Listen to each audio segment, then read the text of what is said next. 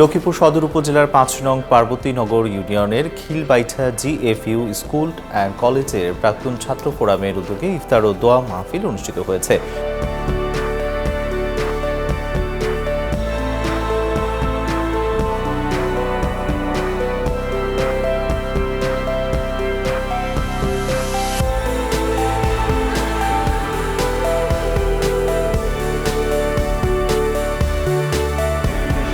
রোববার রাজধানীর রাওয়া ক্লাব রেস্টুরেন্টে ইফতার ও দোয়া মাহফিল অনুষ্ঠিত হয়। এর আগে অনুষ্ঠিত হয় আলোচনা সভা।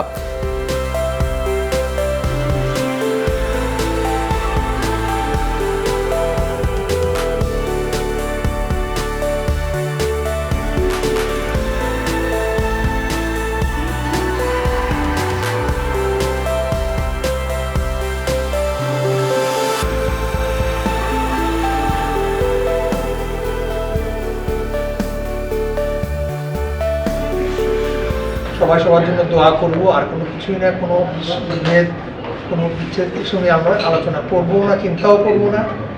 সবাই একত্র হয়েছে, এটাই অনেক বড় কথা।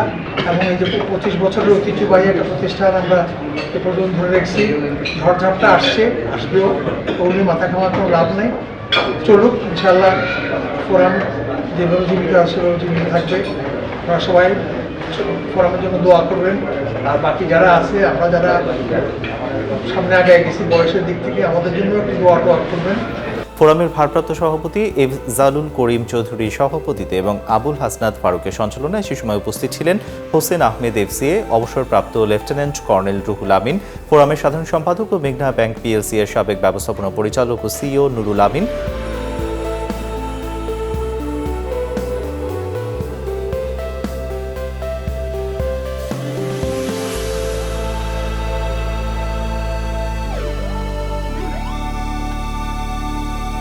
আপনারা জানেন যে কিছু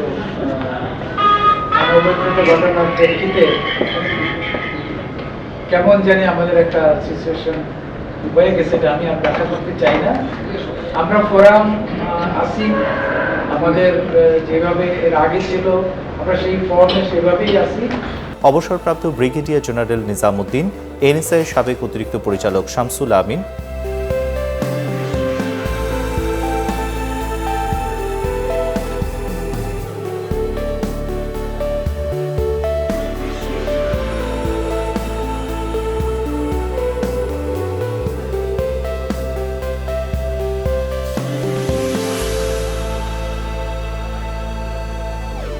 করে থাকেন তাদের বিষয় আমাদের কোনো অভিযোগ তাদের মধ্যে নাই। যাই হোক, আপনাদের জানাই গত ২১ থেকে আমরা প্রোগ্রাম করে ওয়েট করছিলাম যে তাদের কোনো আলোচনা করে কিনা বা বসে কিনা, তারা বসবে, আলাপ করবে।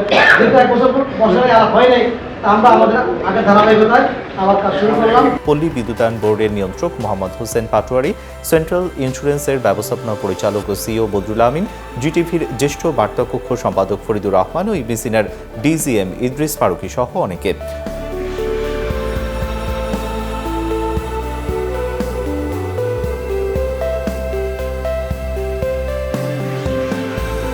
পরে ফোরামের প্রয়াত প্রতিষ্ঠাতা সভাপতি ও সাবেক সচিব এএম রেজাই রাব্বি সহ ফোরামের অন্যান্য কর্মকর্তাদের জন্য দোয়া করা হয়।